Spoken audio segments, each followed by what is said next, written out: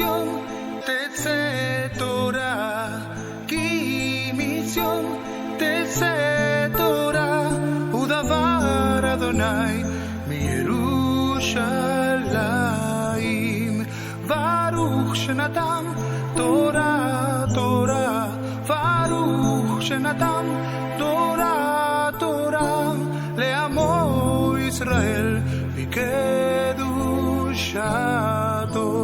a través de Yeshua, palabra viva, la Torah ha sido escrita en nuestro corazón, por fe obedecemos y vivimos su ley.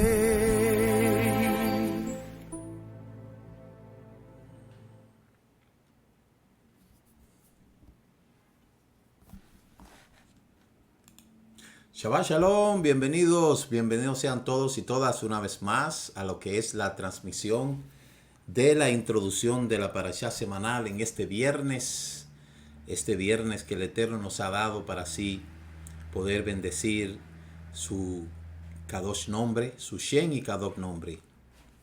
En esta semana pues tenemos una porción semanal doble, se puede decir, que es la parashá 22 y la parashá 23. Vayakhel y Pekudei.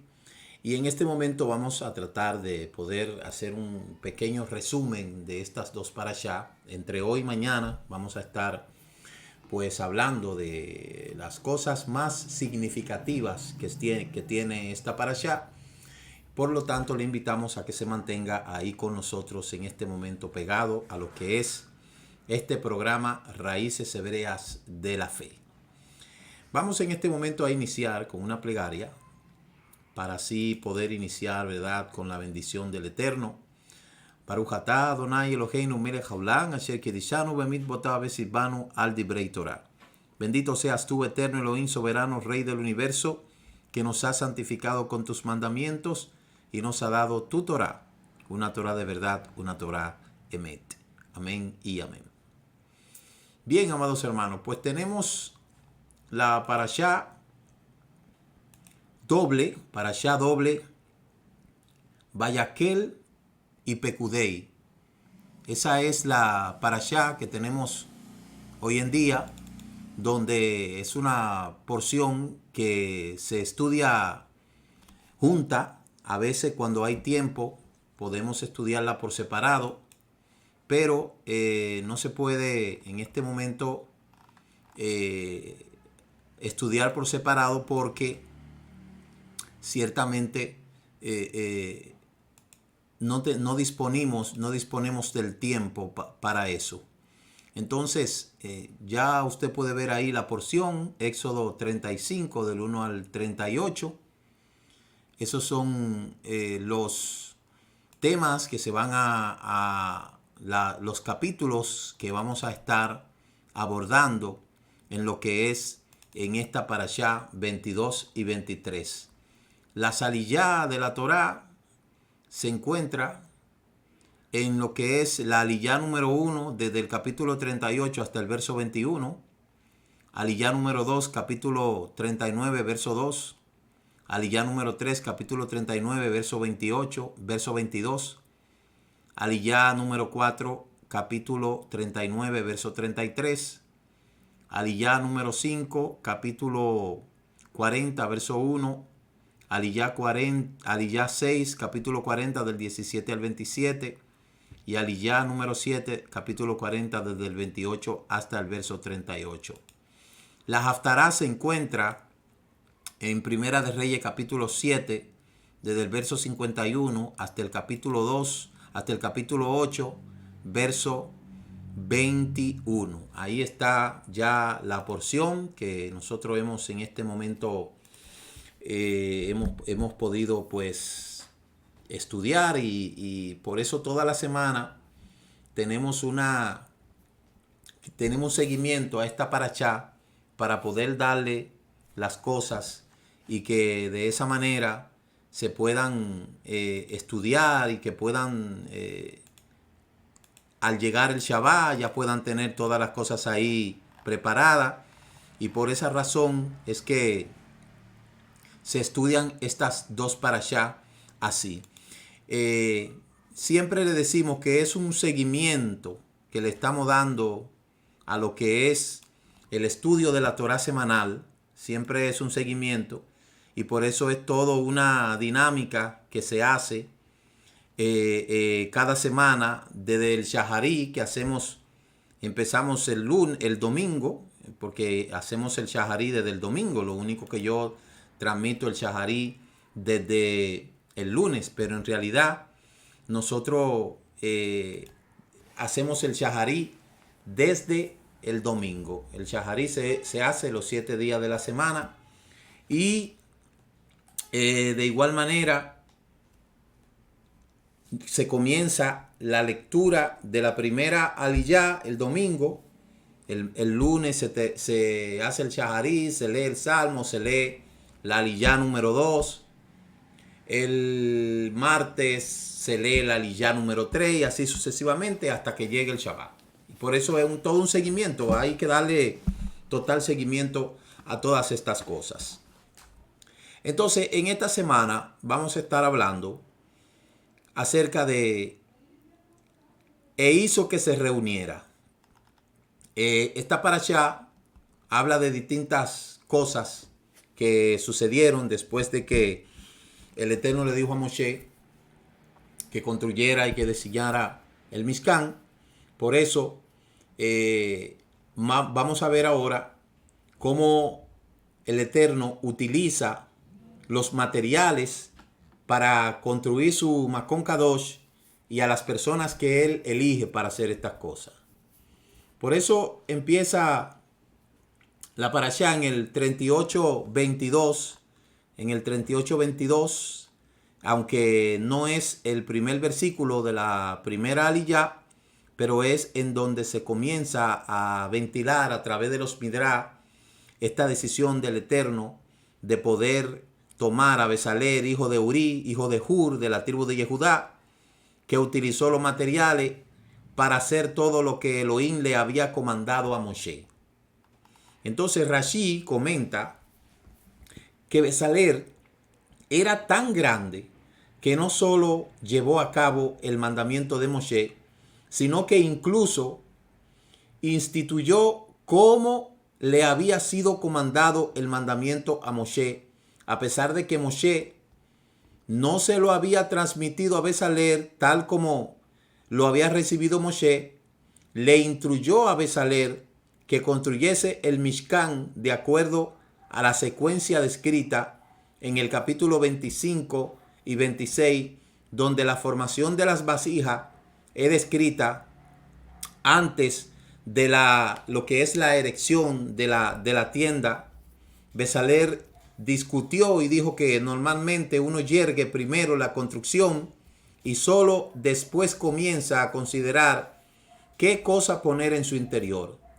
Entonces Moshe se dio cuenta de que Besaler tenía razón. Besaler vivió completamente de acuerdo a su nombre, Betzel, que significa la sombra de Elohim. Y Moshe dijo: tú debes haber estado en la sombra de Elohim cuando él me habló, ya que de hecho, así como lo oí de Elohim, la construcción del Mishkan debe de ser primero. Entonces, mire la conexión que tenía este muchacho con el Eterno. Y cuando el Eterno está en un asunto, todo el que está involucrado entiende la cosa. Más cuando hay una disyuntiva dentro de los implicados, que no hay esa puesta de acuerdo, simplemente las cosas no van a salir bien. Pero si esa era la forma en que Moshe lo había escuchado, entonces ¿por qué no instruyó a Besaler de esa forma desde el principio? ¿Por qué Moshe cambió el orden y antepuso la fabricación de los utensilios primero? Y más allá aún, ¿cuál era el significado de todo esto? Lo que podemos ver aquí es que Moshe recibió del Eterno un orden de hacer las cosas. Entonces Besaler dijo: no, yo creo que primero es hacer esto primero y después lo otro. ¿Por qué? Porque hay cosas que no todo, a la manera del líder verlo, no siempre es lo correcto. Pero cuando hay unidad entre el líder y los que están puestos a su servicio, las cosas se entienden.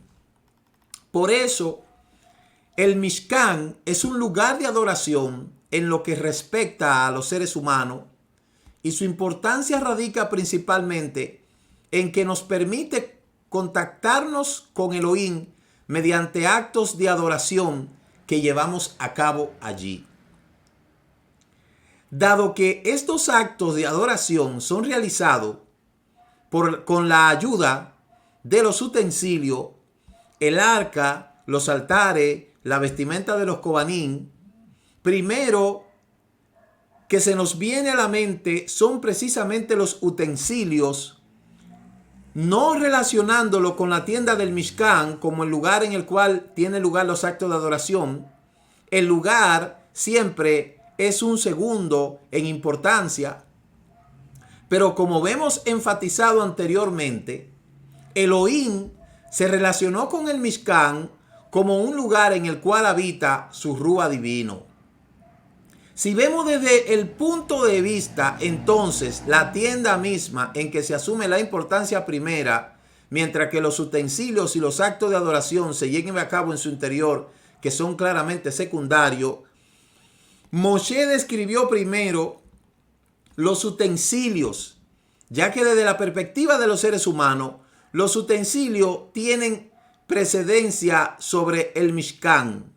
Pero Bezalel discutió, ya que él percibía que el Mishkan debía de ser construido principalmente como un lugar en el cual pudiese morar Elohim. Por eso en esta parashá nos informa que la visión de Bezalel era la correcta, que debemos intentar explorar las ramificaciones de Bezalel. El Talmud dice la siguiente metáfora para describir el deseo de Elohim de construir el Mishkan en el desierto. El rabino Yahudá Hanasí, el que compiló la Mishnah, hizo un compromiso con Rabbi Yossi ben Sigma. Según los términos de acuerdo, el hijo de Rabbi se casaría con la hija del Rabbi Yossi, y los términos del contrato estipulaban que el novio estudiara la Torá durante 12 años antes de la celebración del matrimonio. Tremendo ejemplo. Pero cuando el novio conoció a la novia, él expresó su deseo de acortar el periodo de espera y de celebrar el matrimonio luego de 6 años. Cuando vio a la novia por segunda vez, él dijo: celebraremos el matrimonio primero, antes de que me vaya a estudiar la Torá. Y su padre Reví le dijo: tú estás siguiendo los preceptos que sentó tu creador. Primero está escrito: tú le traerás y lo implantarás en el monte de tu heredad, en el cimiento de tu lugar de residencia, que tú, el Eterno, has hecho, el santuario. Mi amo, que mis manos establecieron, como dice Éxodo 15:17. Entonces vemos que Elohim pretendía construir su santuario una sola vez que hubiese establecido a Israel. Pero al final está escrito: harán un santuario para mí y yo me mostraré en ustedes, como dice Éxodo capítulo 25, verso 8.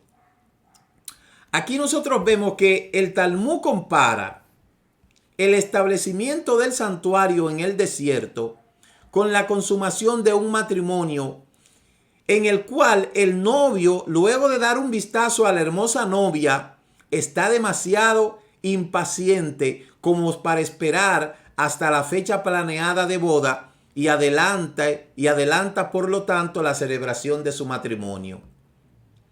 Por eso es que yo le digo a ustedes que el concepto de matrimonio dentro de lo que es la cultura hebrea es totalmente diferente a los matrimonios occidentales. Entonces, a la metáfora que estamos tratando nosotros de expresar para tener una relación entre el pueblo del Eterno y el Eterno, intentemos agregar un poquito de contenido a este ejemplo. El Rabí Eleazar le dijo: está escrito, y muchas naciones irán y dirán: subamos a la montaña de Elohim, a la casa de Elohim y de Jacob. ¿Por qué a la casa de Jacob en contraste a la casa de Abraham y de Isaac?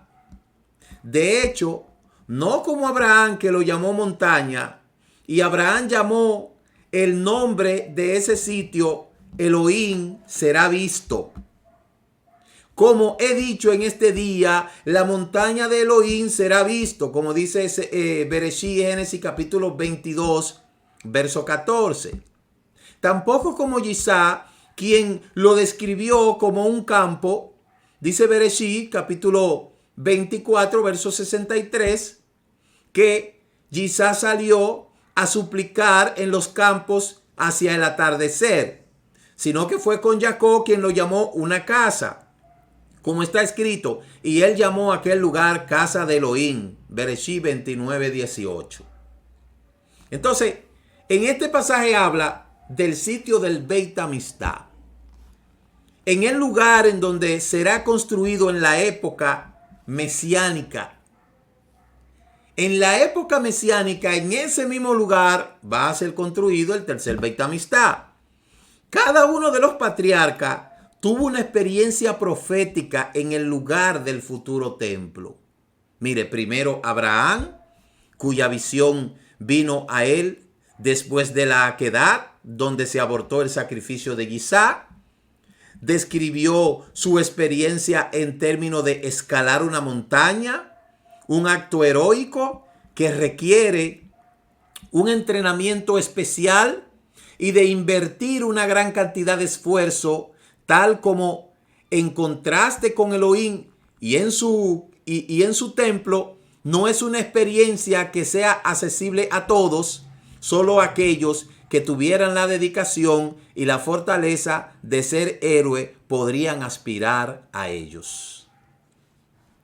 Es interesante esta relación que se hace con el deseo de ese novio ante las peticiones del padre. ¿Te quieres casar con mi hija? Tiene que durar 12 años estudiando Torah. Pero cuando el muchacho ve a la novia, le dice, no, yo nada más voy a estudiar 6 años. Pero cuando vio de nuevo a la novia, cada vez que la veía más bonita, dijo, no, vamos a casarnos primero y yo estudio después. Entonces, el rabí dice, no, espérate, así no fue. Así no es la cosa. Primero, el Eterno planificó las cosas y luego la intención era planificar, construir y después para que adoren. No lo inverso. El orden que nos da este ejemplo nos dice a nosotros que el Eterno tiene todas las cosas bien ordenadas. En la vida del ser humano siempre hay que entender que hay un problema fundamental y es cuando no hay orden. Fíjese la relación que tiene Abraham con el lugar, la experiencia que tuvo Abraham con el lugar en donde se iba a construir el Beit Amistad. Mire la experiencia que tuvo Isaac, pero mire la experiencia que tuvo Jacob. De los tres que tuvieron una experiencia en ese mismo lugar, Abraham la tuvo cuando iba a matar a Isaac. Y ahí apareció el Corbán. Por eso se dice la Akedah. Luego Isaac dice que se levantaba de tarde y se iba a clamar en ese lugar. Y luego Jacob tuvo una visión en ese lugar y derramó aceite. Dijo, aquí será llamada Betel, casa del Eterno, casa de él, Bet-El, casa de él. Entonces Jacob comparó su experiencia a pasar tiempo en su casa propia. Una casa es un lugar que uno considera su lugar. La casa de toda persona es su castillo. Por eso usted me escucha que yo siempre le he dicho a usted que no hay algo más sagrado como nuestro hogar. En nuestro hogar tiene que haber shalom. Nuestro hogar debe de ser un lugar de shalom. Ese es nuestro castillo. Por lo tanto, en ese castillo vive un rey y una reina y príncipes. Por eso es que nuestra casa tiene que ser un lugar en donde se exalte el nombre del Eterno. Porque es un pequeño Beit Amistad. Una casa es un lugar donde uno considera su hogar. La casa de toda persona es su castillo. Es el lugar donde se va cuando se está desgastado de la rutina diaria y solo quiere relajarse. Para cuando Jacob se había perfeccionado en sí mismo, el acceso a Elohim se había vuelto una cosa tan rutinaria que Jacob podía describirse a sí mismo como pasando el tiempo en la casa de Elohim. Ve algo interesante. Es que eso debe de ser el hogar, nuestra morada. Mire, en un hogar donde no hay paz, en un hogar donde no hay shalom, en un hogar donde no hay tranquilidad, eso es una cosa terrible. Usted se imagina una persona que trabaja 5 o 6 días a la semana, que sale a trabajar y se supone que llega a su casa, que debe de ser el lugar en donde va a descansar y no puede. No, porque fulano está escuchando una música aquí, que fulano está haciendo una cosa aquí, que no, señor. Por eso el rey, la cabeza de esa casa, tiene que poner orden. Nuestra casa tiene que ser una casa en donde se exalta a Elohim. Y ahí no puede haber otra cosa que no sea exaltar a Elohim. Eso cuesta mucho. Muchas veces eso cuesta mucho. Eso muchas veces le va a costar que muchos familiares lo tilden a usted de insensible, porque usted no le quiere aceptar todas las sinvergüenzadas que ellos quieren hacer.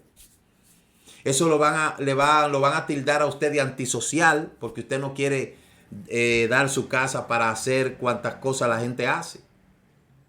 Pero toda persona que conoce los mandamientos es celoso con su casa, porque es el refugio en donde uno viene a unar fuerza para seguir batallando en esta batalla de la fe. Entonces, ese fue un esfuerzo por generaciones que se hizo.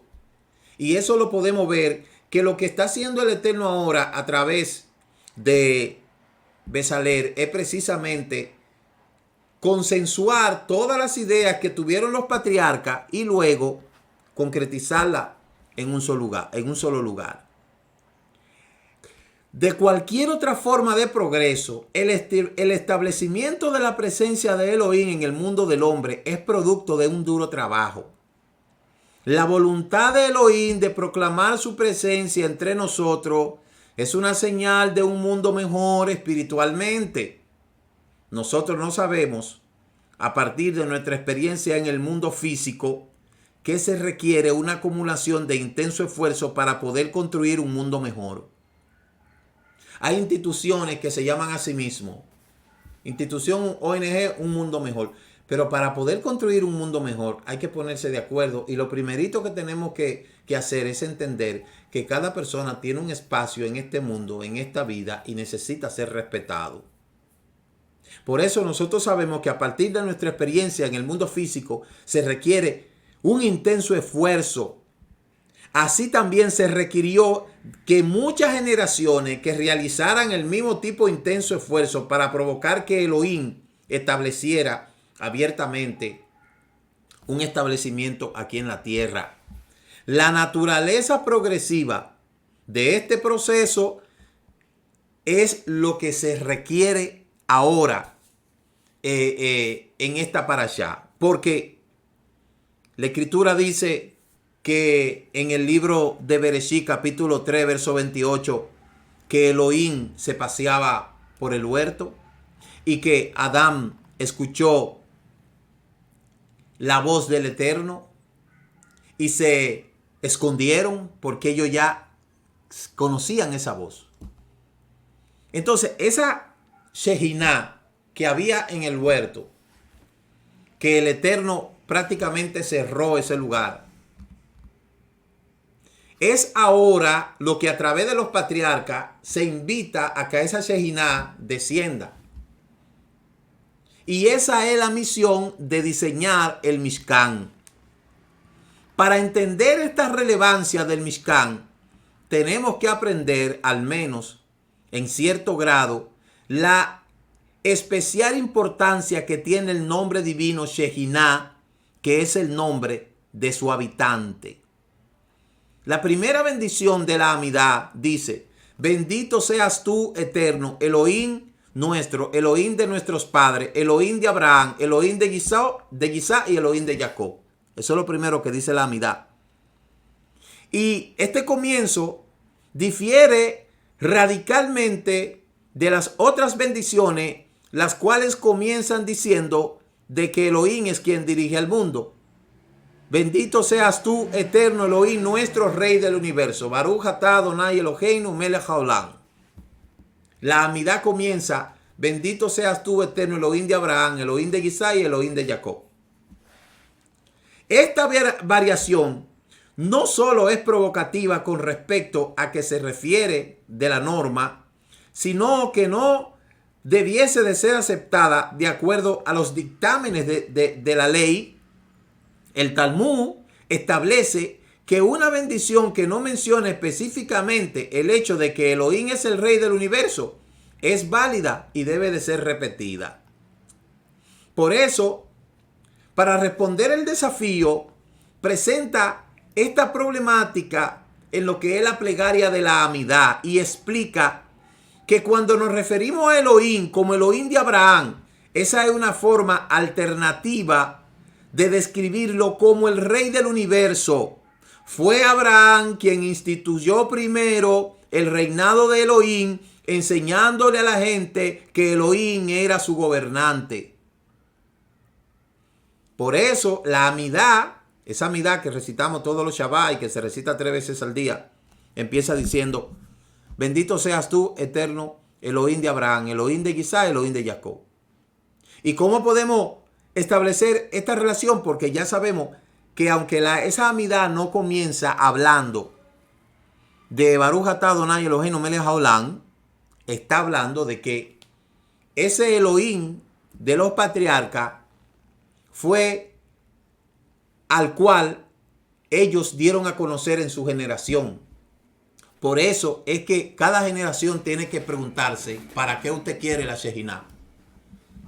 ¿Para qué es necesario la Shejinah? ¿Cómo podemos relacionarnos con la idea de establecer el reinado de Elohim? ¿Acaso decir que Elohim es el Rey del universo no es meramente la constatación de un hecho? Puede que sea un hecho con el que no todos están de acuerdo, ya que hay gente que rechaza incluso la existencia misma de Elohim. Pero eso no significa que el reinado de Elohim necesite ser establecido. El creyente, quien sí acepta la existencia de Elohim, no transforma a Elohim en un gobernante. Elohim es el Rey del universo y por virtud de sus propios poderes divinos, ¿qué tiene que ver Abraham con eso? Por eso la respuesta está basada en uno de los principios del judaísmo, donde dice que en realidad Elohim no es el Rey del universo por virtud de sus poderes para ser llamado Rey del universo. No. Es que a él le pertenece el universo. No hay nada en donde se pueda meter a Elohim. Él gobierna todas las naciones, como dice el Salmo 22, verso 29. El Gaón de Vilna explica, Elohim es el rey del pueblo hebreo, porque ellos lo aceptaron como rey, como aceptaron seguir sus leyes. En lo concerniente a las naciones, él gobierna sobre ellos.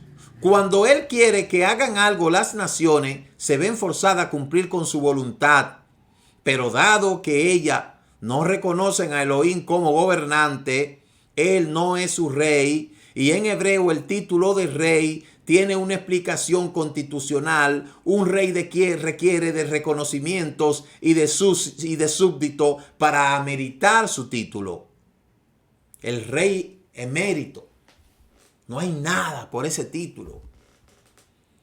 Pero sobre todo esos reyes eméritos que hay en la tierra está el dueño de los reyes. Por eso hay una declaración que es por eso que nosotros repetimos que Elohim es uno y no hay nada por encima de él ni por debajo de él. Y eso es lo que se recita en el Shema. Por eso es que cada vez que nosotros decimos Shema Israel, Adonai Eloheinu, Adonai Echad, quiere decir que hoy en día hay un solo Elohim. Ayer existió y mañana seguirá existiendo un solo Elohim. No hay más, un solo. Por eso el establecimiento del reinado de Elohim es un logro de los seres humanos, porque Él ha reinado, es creado por decisión voluntaria del hombre de someterse a sí mismo al mandato de Elohim.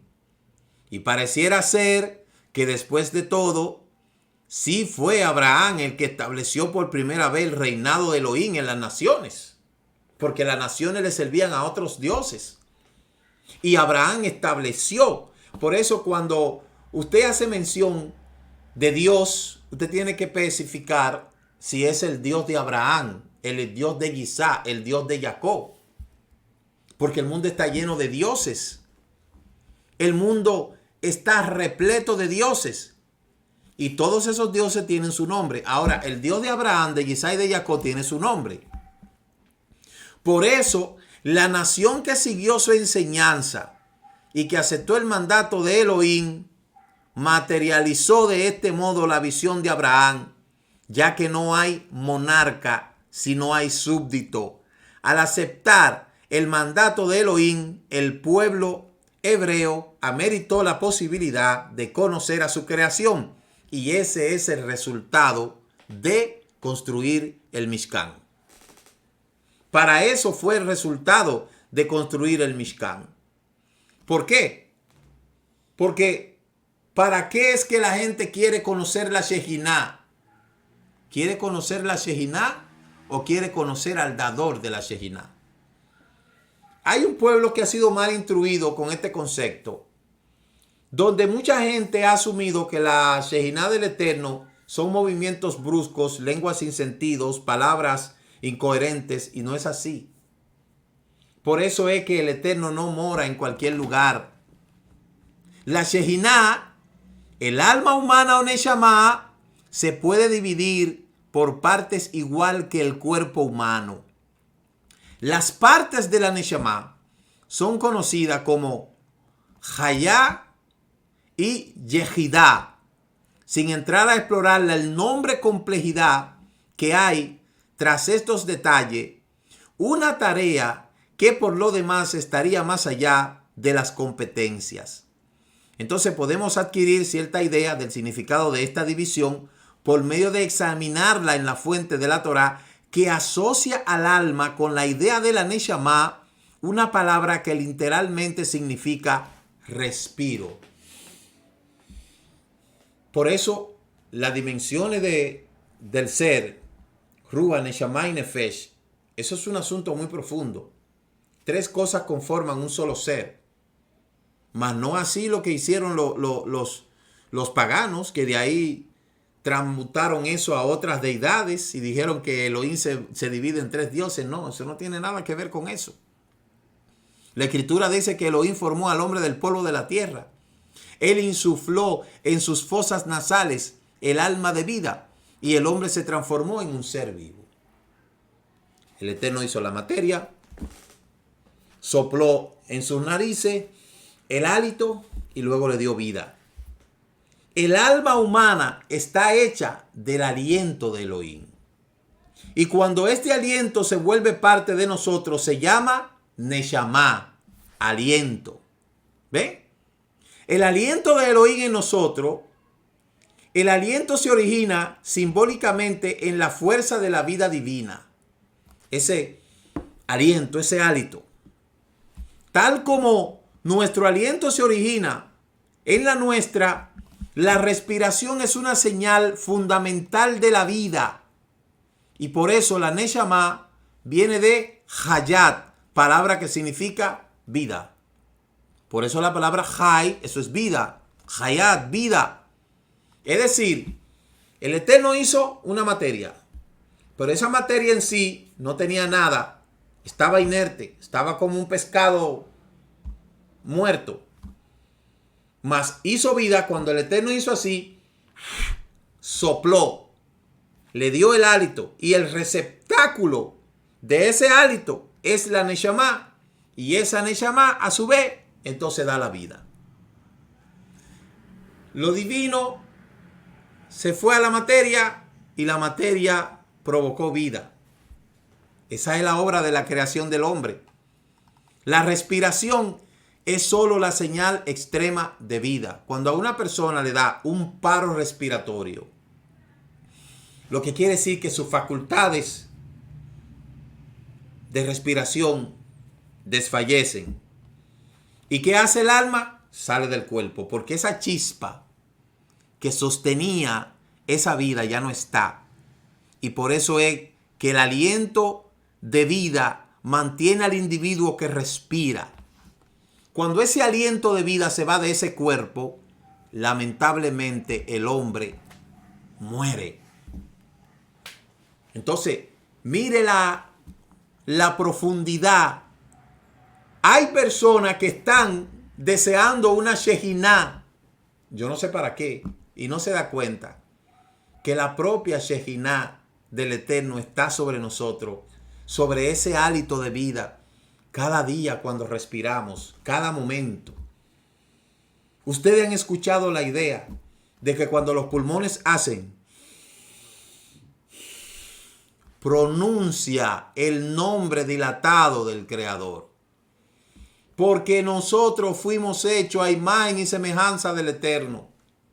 Y esa es la idea de que esa Shejiná que el Eterno ha creado para darle vida al hombre, entienda que cuando el hombre se santifica y se purifica y se dedica a él, entonces la esencia espiritual de esa Shejiná que está por encima de la vida, entonces comienza a ordenar el interior.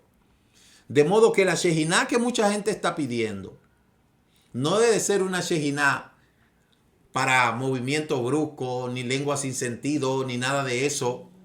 La Shejiná del Eterno viene al hombre para transformarlo desde adentro hacia afuera. Que eso es una de las contexturas de la creación del Mishkan.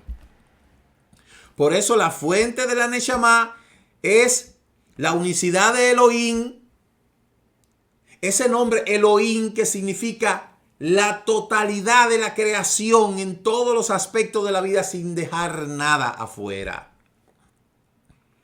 Esa profunda fuente de la Neshama humana es una porción de Elohim mismo, pero este profundo punto no es la Neshama individual de la singularidad de toda la Neshamot, de todo el pueblo. ¿Por qué? Porque hay algo interesante aquí. Nosotros tenemos alma individual. Tenemos una alma individual, ¿verdad? Cada persona tiene una alma. Pero ¿qué sucede? Cuando el pueblo de Israel se junta todo, se simboliza a una sola alma. Cuando la Shejiná mora en medio de ese pueblo que está todo unido, oiga bien, entonces se puede entender más la bendición del Eterno. ¿Por qué usted cree que el Salmo 133 dice Inematou manaín shebetajin ganyaja? Porque ahí habita el Eterno. Es decir, ninguna Shejiná va a venir a ningún grupo si no está en armonía con esos mandamientos que están establecidos en la Torá que le fue dada a Israel. A veces lo que han existido son destellos individuales de llamados especiales. Eso fue lo que Yeshua dijo. Él va a ayudarlos a usted y lo va a convencer a usted. Dice, el mundo no le puede conocer. Entonces el paganismo ha entendido que el Rúa, esa Shejiná del Eterno, es una persona y que tiene sentimientos. No. La misma Shejiná que Yeshua dijo que descendería sobre los talmidines, es esa Shejiná que el Eterno está hablando aquí en esta parashá.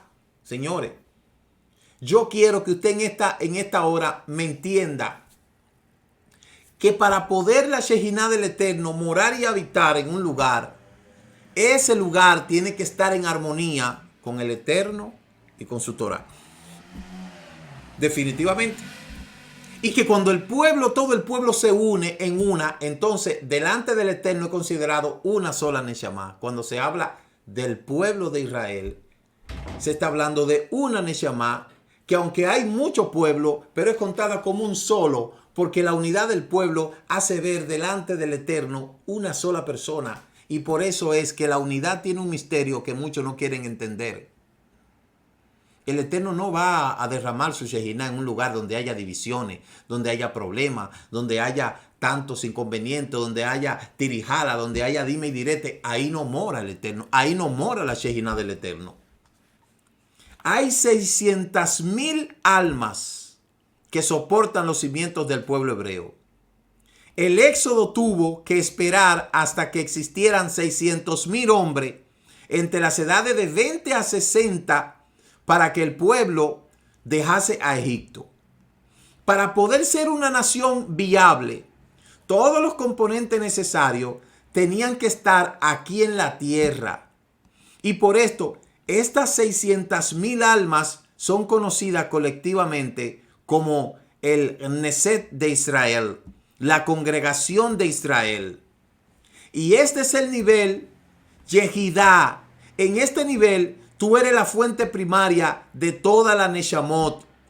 Y que sea que llame a esta congregación la presencia de Elohim, la Shejiná, o que la llame el Knesset de Israel, solo dependerá de un punto de vista. Si estás mirando desde el mundo, estás viendo la Shejiná. Si estás mirando desde otro trono de Elohim, estás viendo el Knesset de Israel. Esencialmente estamos hablando de una sola unidad. Entonces, cabe destacar una explicación para que usted me acabe de entender en este momento. Cada uno de nosotros tenemos una Neshama. Esa Neshama tiene una fuente de vida que es el Ruach de Elohim que sopló en nosotros. Pero para esa Neshama estar en armonía con el pueblo de Elohim, que es Israel, tiene que estar en cuerpo y alma unida a Israel para que sea contada dentro de esas almas. Ninguna persona que no se sienta ser parte del pueblo de Israel no puede sentir esa Shejiná del Eterno. Es que esa Shejiná del Eterno está dedicada para el pueblo que le sirve al Eterno y que conoce su mandamiento. Esa es la chispa que ha mantenido al pueblo judío vivo. Es esa chispa que lo mantuvo vivo en Auschwitz, Birkenau. Esa es la chispa que lo ha mantenido cuando fueron expulsados de todos los países del mundo. Esa chispa. ¿Y cuál es la fuente de esa chispa? El Eterno. ¿Y en dónde está fundamentada? En su Torah. De modo que nadie puede sentir la Shejiná del Eterno sobre su vida si no está en armonía con Israel y si no está en armonía con la Torah que Israel guarda. Tan simple como se lo estoy diciendo.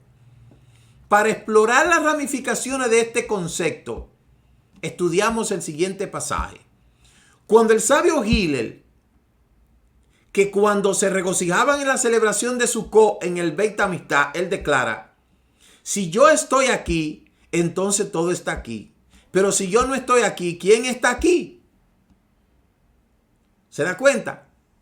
El Rashid y Tosafot discuten sobre la identidad de la persona a quien Hillel se refiere como su yo. Rashid entiende que el yo del pasaje es una referencia a Elohim. Elohim, obviamente no vamos a decir que Hillel se estaba haciendo entender que era Elohim, no, para que no me vayan a malinterpretar. Hillel hablaba al público y le advertía ante el pecado, hablando en el nombre de Elohim. Si yo, Elohim, estoy aquí, entonces todo está aquí. Todo el tiempo que yo deseé esta casa, que mi presencia residía en ella, su cabot perduraba y todos los hombres querrán venir aquí. Pero si ustedes pecan, mi presencia se va. ¿Quién querrá venir aquí? ¿Quién quería subir a Israel cuando Israel tenía el templo destruido? Cuando fueron llevados cautivos. Nadie. Allá en Israel se quedaron los pobres, los desventurados, porque la cabot del Eterno, la Shejiná del Eterno, abandonó el Beit Hamikdash de momento. Y aún así, después de tantos años, se reconstruye el segundo Beit Hamikdash, luego se se destruye el segundo Beit HaMikdash, todavía hasta este punto Israel tiene un sazón especial que el que está conectado con la Shejinah del Eterno y va a Israel no quiere venir de Israel. Y yo le puedo hablar por una experiencia propia. Cuando yo fui a Israel, yo pensé que ya yo había estado ahí en ese lugar antes. Porque es increíble que las cosas solamente me la explicaron una sola vez y ya yo tenía la capacidad de irme para donde yo quisiera, yo solo. Como que si ya yo hubiese estado ahí en ese lugar. Y todavía la gente me habla de tal lugar y en mi mente yo tengo un mapa de Israel, señores. Un mapa yo tengo de Israel en mi cabeza. Sobre todo de Jerusalén. ¿Por qué? Porque definitivamente nuestra Neshama está conectada con la Shejinah que mora en Israel. Con todas las cosas. Fíjese que hay mucha gente que cree que allá Israel ese es un lugar en donde hay muchos problemas, en donde hay guerra. No. Jerusalén es un lugar en donde hay una paz, que eso es algo increíble. En medio de tantas convulsiones, usted siente una paz y una tranquilidad que usted no quiere salir de Israel. ¿Sabe por qué? Porque el Eterno dijo que ahí era que iba a poner su nombre. Y es ahí donde Él dijo que todo aquel que tuviera esa misma conexión en su Neshama iba a sentir lo mismo. Por eso es que toda esa gente que destruyeron esos Beit HaMikdash, esa gente nunca sintieron en su vida la hermosura del gran Beit HaMikdash. Por eso esa gente van a ser juzgada y van a ser exterminada porque destruyeron, a que fueron brazos de castigo del Eterno, pero no quedaron de ser su castigo. Súmele a eso todas las cosas. ¿Por qué? Porque en el único lugar donde el Eterno dijo que iba a poner su lugar, su presencia es en Jerusalén. El alma del gran Tzadik Hillel, quien era el líder de Israel en esa época, su yo podía representar como el yo de Elohim, como el yo colectivo de la congregación de Israel. El oído sensible puede percibir la implicancia de estas dos yo. Son realmente uno y el mismo. La santidad del Beit HaMikdash lo fusiona con una unidad que representa la conciencia colectiva de ambos. Fíjese que cuando el pueblo se metía en problemas, el Eterno le decía a Moshe, Moshe, tu pueblo. Y cuando el pueblo andaba bien, el Eterno decía, mi pueblo.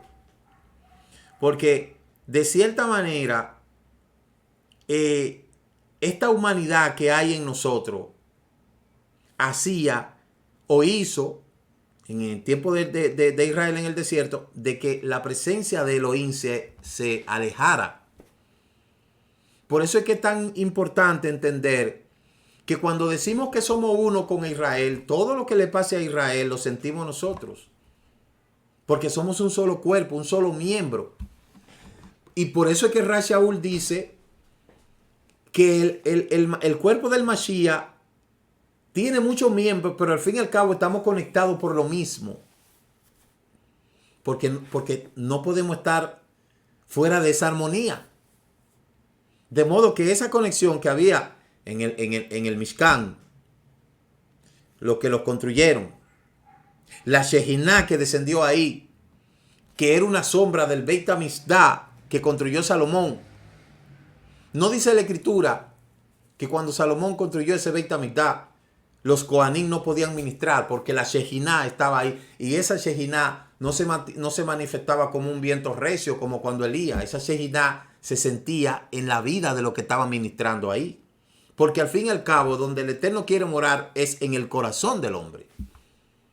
Y ese es el lugar que Él quiere morar.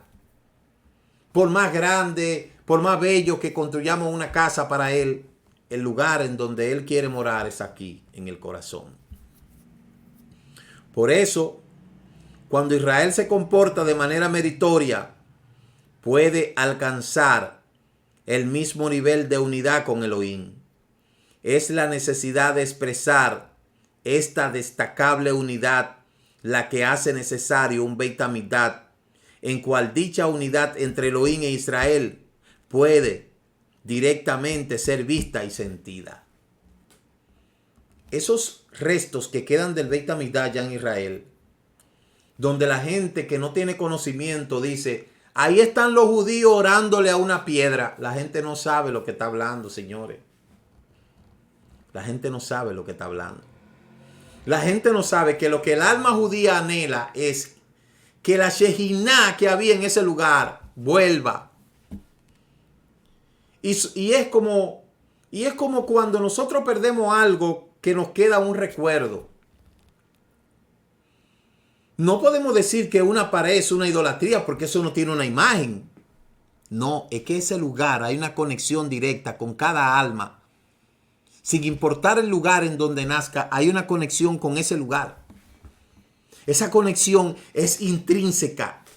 Esa conexión es profunda. Esa conexión es algo inexplicable que solamente aquellos que han estado ahí pueden sentir la maravillosa presencia del Eterno en sus corazones cuando están en ese lugar. Eso es lo que hace al judío balancearse. Eso es lo que hace al judío tartamudear. Porque aún con todas esas cosas que se destruyó el Beit HaMikdash, todavía se siente esa gran misericordia del Eterno en ese lugar. Por eso, la presencia de Elohim no puede ser detectada sino mediante la formación de un poderoso lazo espiritual con alguna criatura inteligente. Su presencia siempre es detectable en los cielos, ya que Él es reconocido Rey de todas las criaturas que residen allí. Las criaturas celestiales siempre están en perfecta unión con Elohim. Las criaturas celestiales, dice el Salmo, y todos los días allá en los Hashamayim no hay día y noche. Allá no hay tiempo. Y ellos están, como el salmista conocía el tiempo, él decía, y días y noches unos a otros dicen, Kadosh, Kadosh, Kadosh, toda la tierra está llena de tu cabot. Y los seres que están ahí dicen a una, Kadosh, Kadosh, Kadosh. ¿Se da cuenta? Entonces una alma que está conectada con esa Neshama, solamente así puede conocer esa Shejiná. Para poder hacer que su presencia sea percibida en la tierra, Elohim debe de fundirse con el hombre. Y como bien sabemos, este tipo de unión no puede ser tomada por sentada. A diferencia de las criaturas que habitan en los cielos, aquí en la tierra tenemos el libre albedrío y solamente estar confundido se requiere de un gigante como Abraham para trazar el camino que eventualmente resultará esta fusión en el pueblo de Israel y Elohim. Por eso cuando Elohim fue finalmente capaz de enviar su Shejiná a la tierra para fundirse con el hombre, Él erigió una parte de su dominio al cual no tenía entrada previamente. No hay duda de que Él tenía el poder para manipularlo desde el interior, dado que Él había sido creador. Pero no tenía posibilidad alguna de generar una relación con esa parte del universo. No había afección ni calidez. Él no podía hacer que su presencia fuese sentida. La conexión del hombre Elohim era meramente una relación de negocios. Él le dijo a Abraham, si tú haces esto, yo hago esto. Te bendeciré, te multiplicaré, todo. Esto fue una relación de negocio. Pero cuando le dijo a Israel, hagan una casa, que yo quiero morar ahí, ya la cosa cambió. Esta parashá del libro de Shemot, en su introducción, Nachmanides explica que este libro es la historia de la primera diáspora y de la primera redención. A pesar de que para el final del Éxodo aún Israel no ha ingresado a la tierra prometida y sigue vagando por el desierto, la redención ya ha llegado. La completitud de la construcción del Mishkan y el hecho de la Shejiná que habitara en él constituían la verdadera redención. Y cuando la Shejiná llegó para morar en el Mishkan, Israel alcanzó una vez más el elevado nivel espiritual de los patriarcas en cuyas tiendas moraba la Shejiná. Termina Éxodo diciendo, La nube que cubría la tienda del encuentro y la presencia de Elohim llenaba el Mishkan. Dice Éxodo capítulo 40, verso 34. Por eso la fusión del yo de Elohim con el yo de Israel es el verdadero éxodo. Al fin y al cabo, el dejar a Israel que vague por el desierto es hacerle entender a Israel que hay algo más importante que la comida, que hay algo más importante que el agua, que hay algo más importante que lo que el Eterno nos pueda dar, que hay algo mucho más importante. Lo más importante es la Shejiná de Él, que debe de morar en el corazón de nosotros. Por eso, ciertamente, con la fusión del yo del hombre, pudo finalmente escapar de las limitaciones de la fisicalidad para unirse con el infinito. Y cuando el yo colectivo de Israel se fundió con Elohim, la luz divina que bajaba por los niveles de la Yehidá y la Javá, es decir, del hálito y del alma, el nivel de la Neshama, transformaron la existencia de cada israelita y la vida física adquirió un manto espiritual. Por eso la falta de un Beit Amistad nos quita la capacidad de expresar nuestra espiritualidad en nuestras vidas diarias y deja seriamente dañada nuestra humanidad. Somos acorralados por las limitaciones de la fisicalidad y el único camino hacia el mundo del espíritu se mantiene abierto es a través de nuestras mentes e imaginaciones. Por el contacto que logremos establecer con Elohim por medio de esos canales, suele dejar a nuestros cuerpos y emociones atascados en el lodo de un mundo que es gobernado por los faraones. Ante la ausencia del Mishkan, la liberación del éxodo no puede penetrar el nivel de lo físico. Nuestra propia frustración es relativa a la inhabilidad de expresar nuestra espiritualidad de forma física son compartidas por Elohim. Y la falta de un Beit Amistad, de un templo, lo restringe a él para alcanzar su meta. Por eso la fusión entre su Shejiná e Israel se convierte en un rey sin país. Y por eso es que el Eterno dice, construye este Mishkan, que yo quiero morar ahí. Sin embargo, después que se destruyen los dos Beit Amistad y se hacen todas esas reformas que se han hecho, ahora tenemos un pueblo instruido en la ignorancia que cree que el Eterno va a morar en cualquier lugar, cuando verdaderamente el lugar en donde el Eterno quiere morar es en el corazón.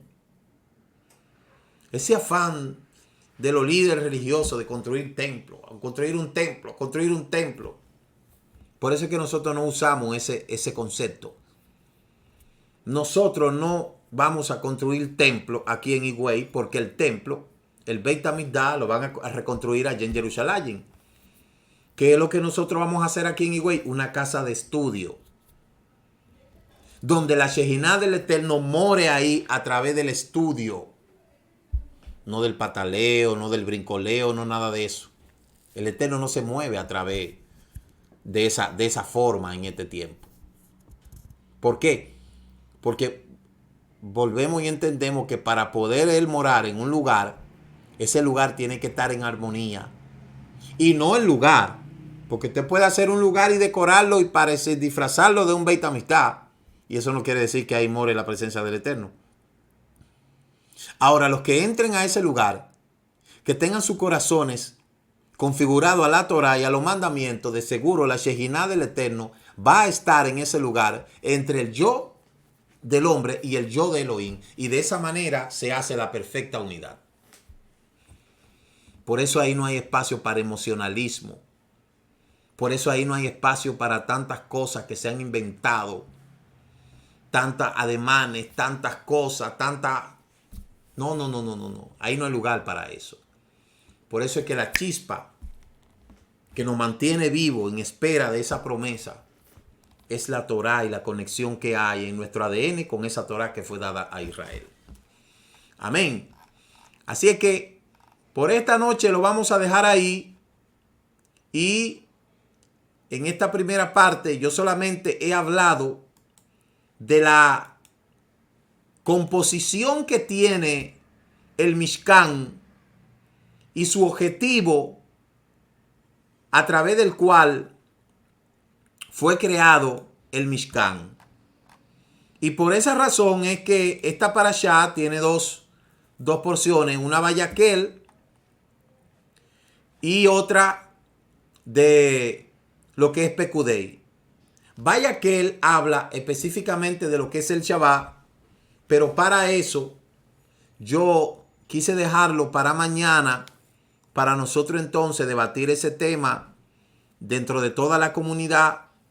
Bien, yo hubiese podido explicar acerca de Vayakhel relativo a lo que es el Shabbat, pero quise mejor explicar el concepto del Mishkan que está en la parashá Pekudei, y de esa manera cómo se relaciona con los utensilios que fueron utilizados para lo que es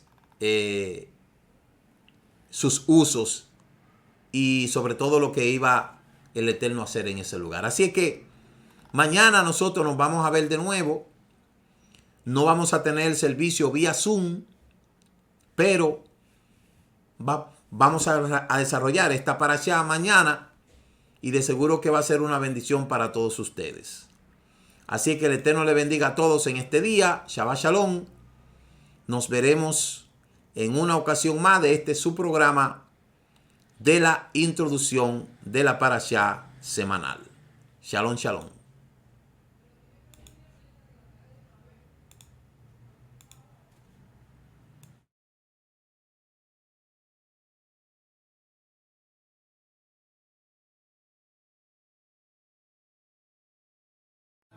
כי מציון תצא תורה, כי מציון תצא תורה, ודבר אדוני מירושלים.